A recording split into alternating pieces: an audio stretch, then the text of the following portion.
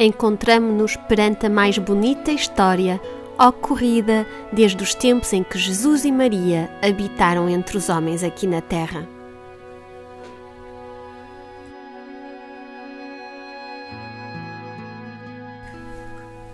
Onde fica e o que é Garabandal?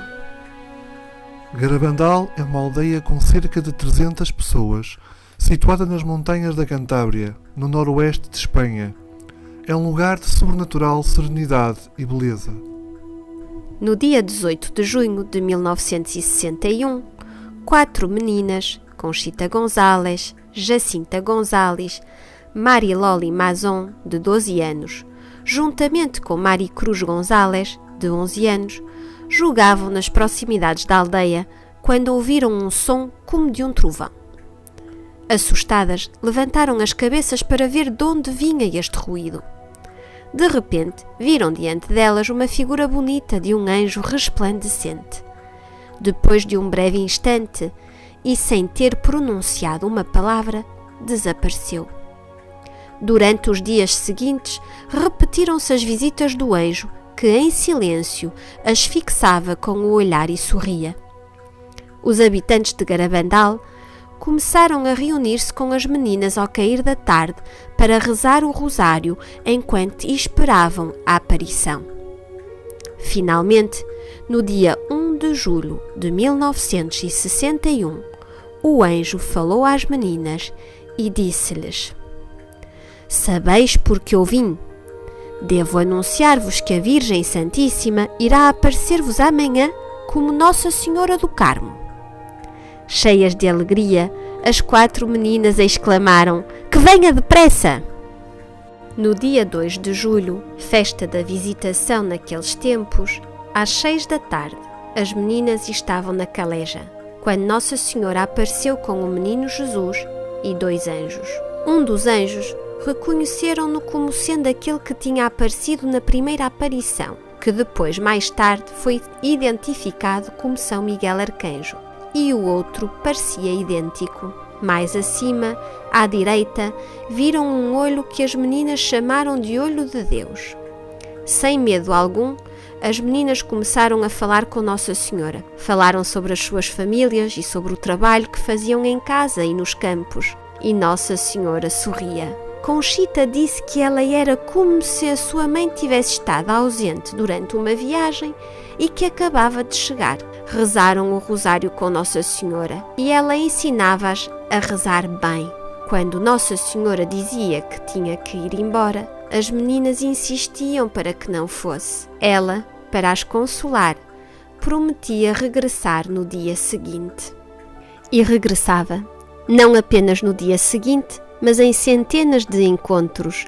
Por vezes, durante várias ocasiões, esses encontros ocorriam várias vezes ao longo do dia e da noite. As meninas sabiam perfeitamente quando iam ter uma aparição, graças ao que elas mesmas denominavam de chamadas. Recebiam 3 chamadas, que eram como uma alegria crescente que precedia e anunciava a aparição.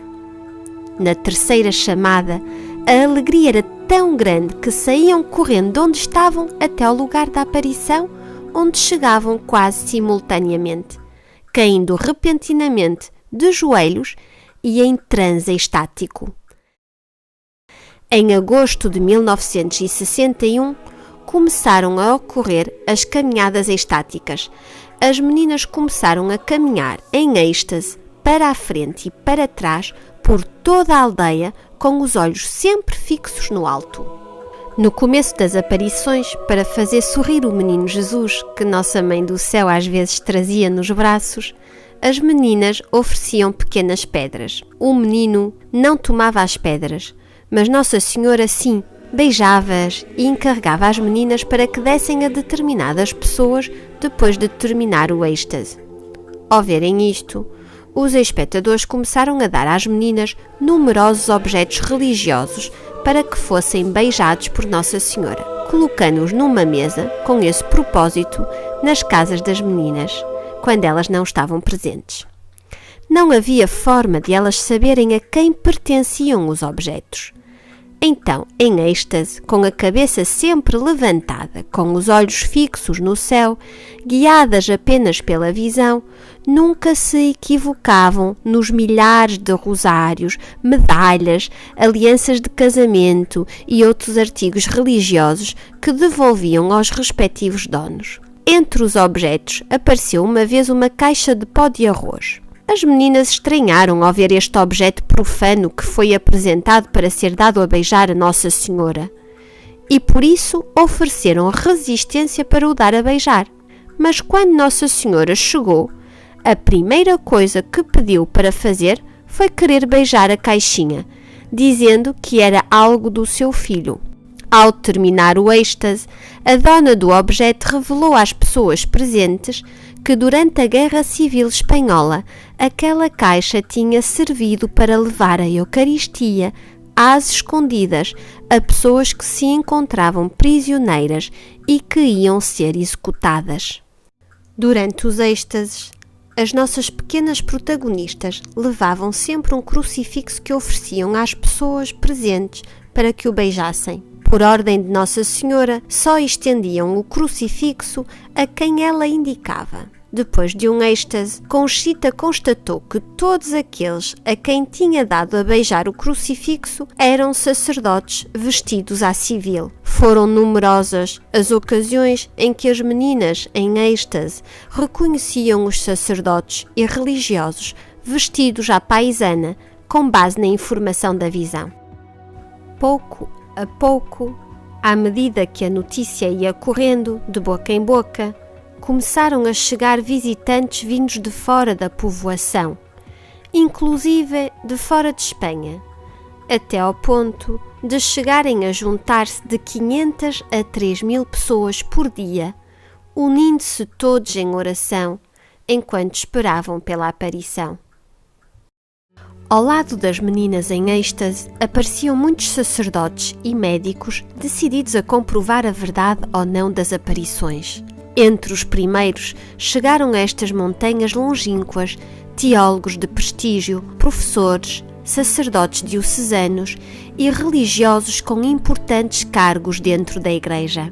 Realizaram as suas indagações a nível teológico e doutrinal e examinaram a vida das meninas. Puderam comprovar que eram meninas perfeitamente sãs e equilibradas, sem ânsia de espetacularidade e que não deixavam de ter coisas de meninas quando estavam fora do êxtase. Comprovaram que em todo o tempo que duraram as aparições, as meninas não deixavam de manter as suas obrigações escolares, nem as ajudas em casa ou no campo. Mesmo que a aparição tivesse acontecido até altas horas da madrugada, sofrendo muitas vezes as inconstâncias do tempo, chuva, frio, neve.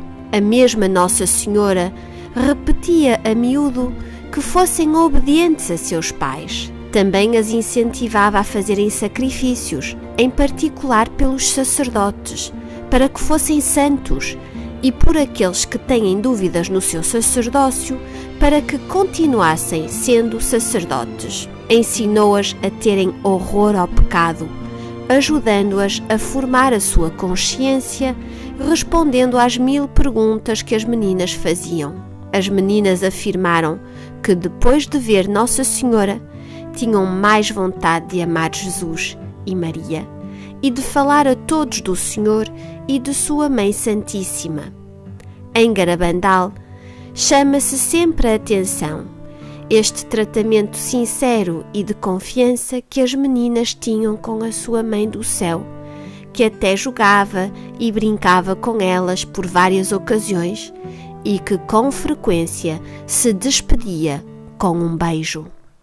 Os médicos, por sua parte, puderam comprovar de forma extraordinária os estranhos fenómenos físicos que acompanhavam os êxtases. Durante estes, a insensibilidade à dor era total, quando as picavam com agulhas ou quando as queimavam com pontas de cigarro. Os seus corpos adquiriam um peso extraordinário que tornava impossível levantá-las, nem sequer fazer o mais pequeno movimento dos seus membros. Os seus olhos abertos, que contemplavam a aparição, eram bombardeados com a luz de potentes focos e de flashes, sem que a expressão dos seus rostos fosse perturbada. Corriam até ao lugar da visão e chegavam antes do que qualquer outra pessoa, mesmo dos mais jovens, fortes e encorpados, e chegavam sem sinais de esforço físico, ao passo que as restantes pessoas chegavam cansadas e transpiradas. Caíam de forma repentina, com os joelhos sobre as rochas, sem provocar qualquer dano físico.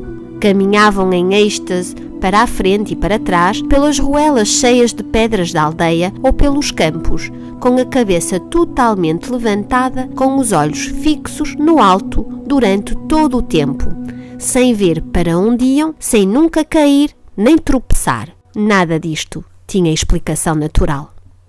Entre os muitos sacerdotes que subiram a Garabandal para estudar os acontecimentos, estava o padre Luís Maria Andreu, que subiu a Garabandal juntamente com o seu irmão, o também jesuíta padre Ramon Andreu. Ambos movidos mais pela curiosidade do que pela esperança de encontrar coisas sérias. O que viram convenceu-os bem depressa sobre a verdade daquilo que falavam as meninas. No dia 8 de agosto de 1961, o padre Luís Andreu realizou uma segunda visita a Garabandal. Pela noite, quando as meninas entraram em êxtase, colocou-se junto delas para observá-las com atenção. De repente, os que estavam junto com ele puderam observar que uma emoção indescritível invadiu o padre.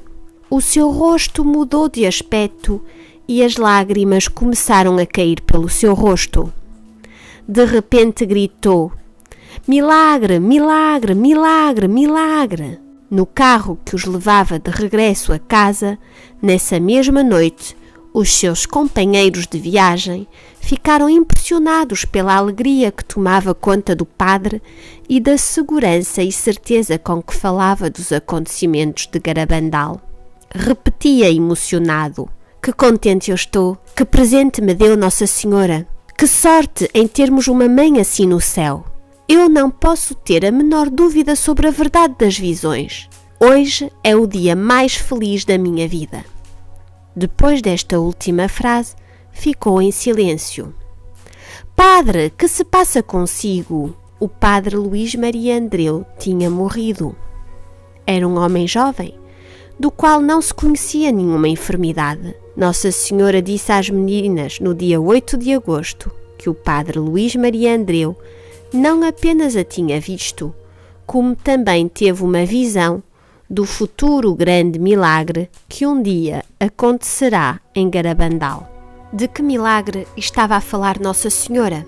Em outubro de 1961, Nossa Senhora comunicou a Conchita o grande milagre. Mais tarde, também comunicou às outras 3 videntes. Conchita disse que será numa quinta-feira, às 20h30 da tarde, e durará 15 minutos, e um sinal ficará visível nos pinos até ao fim dos tempos.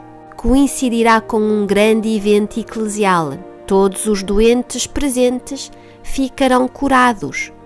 Os pecadores converter-se-ão e os incrédulos acreditarão. Conchita sabe a data do milagre e o anunciará com 8 dias de antecedência. Antes do milagre, haverá um aviso sobrenatural que virá diretamente de Deus para nos preparar. O aviso ver-se-á no céu em todo o mundo e será sentido por todos, qualquer que seja a sua condição e conhecimento de Deus, exatamente ao mesmo tempo. Será uma experiência terrível, no entanto, será para o bem das nossas almas, porque veremos no interior de nós mesmos, na nossa consciência, o bem e o mal que fizemos. Deus deseja a nossa salvação. Então o aviso não tem como finalidade o temor, mas que possamos acercar-nos mais dele e que tenhamos mais fé. Se depois do milagre o mundo não mudar, virá um castigo, disse Conchita. O castigo Se não mudarmos, será horrível. Nós, Loli, Jacinta e eu, vimos o castigo. No entanto, não posso dizer em que consiste, porque não tenho permissão de Nossa Senhora. Um dia importante na história das aparições de Nossa Senhora em Garabandal foi o 18 de outubro de 1961, data em que Nossa Senhora deu permissão às meninas para comunicar a todos a sua primeira mensagem. A forte chuva que não cessou de cair todo o dia não desanimou as milhares de pessoas que nesse dia chegaram a Garabandal. Ao cair da tarde, nos pinos, as meninas leram o texto da mensagem. Temos de fazer muitos sacrifícios, muita penitência, visitar o Santíssimo, mas antes temos de ser muito bons. Se não o fizermos, virá um castigo.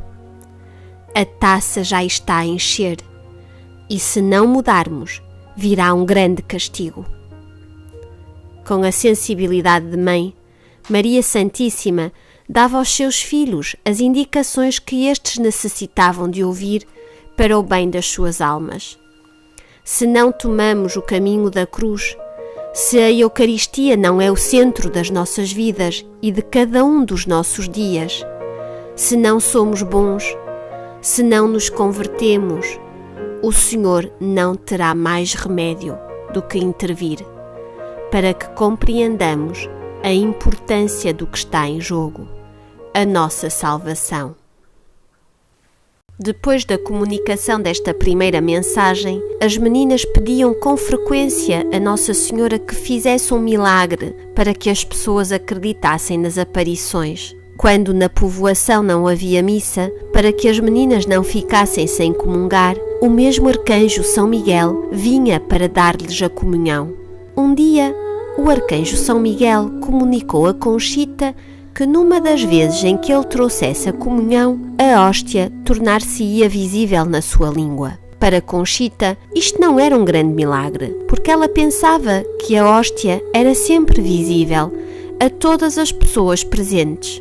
Quando chegou o dia, que tinha sido anunciado por Conchita 15 dias antes, estavam centenas de pessoas na povoação. Na noite do 18 para o 19 de julho de 1962, à 1h30 da manhã, ocorreu um milagre precisamente eucarístico.